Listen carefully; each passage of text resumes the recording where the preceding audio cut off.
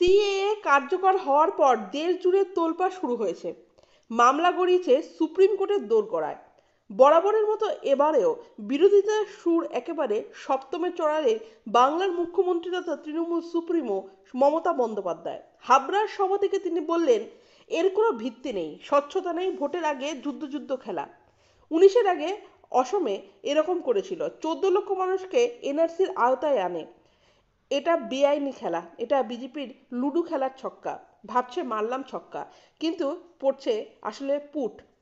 জেনে রাখবেন এর সঙ্গে এনআরসি যুক্ত আছে। পরের ধাপ এনআরসি, তার সাবধান বাণী। সেই সিএএ পোর্টালে দরখাস্ত করবেন, তখনই আপনাদের এতদিনকার নাগরিকত্ব বাতিল হবে। এতদিন যে সুযোগ সুবিধা পেতেন তা বাদ হয়ে যাবে। তাই দরখাস্ত করার আগে ভালো করে ভেবে দেখবেন। মুখ্যমন্ত্রীর আরও বক্তব্য, এটা পুরোপুরি ভাওতা ও জুমলা। আগে আপনাদের নাগরিকত্ব কেড়ে নেবে, তারপর সিএএ এর মাধ্যমে নাগরিকত্ব ফিরিয়ে দেওয়ার প্রক্রিয়া চলবে। কিন্তু সেই অধিকার আবার ফিরে পাবেন কিনা তার নিশ্চয়তা নেই। মমতা বন্দ্যোপাধ্যায়ের মুখে বারবার শোনা গেল সিএএ এর বিপদ। বেশ কিছু প্রশ্ন তুলে তিনি বললেন, যারা এতদিন নাগরিক ছিলেন তারাই হয়ে যাবেন অনুপ্রবেশকারী। আপনাদের ন্যায্য অধিকার থেকে বঞ্চিত হবেন। আপনাদের জায়গা হবে ডিটেনশন ক্যাম্প। আমি থাকতে রাজ্যে কোনো ডিটেনশন ক্যাম্প হতে দেব না। এখানে জীবন দিয়ে দেব, তবু কারোর নাগরিকত্ব অধিকার ছাড়তে দেব না। কেউ বঞ্চিত হলে আমরা আশ্রয় দেব।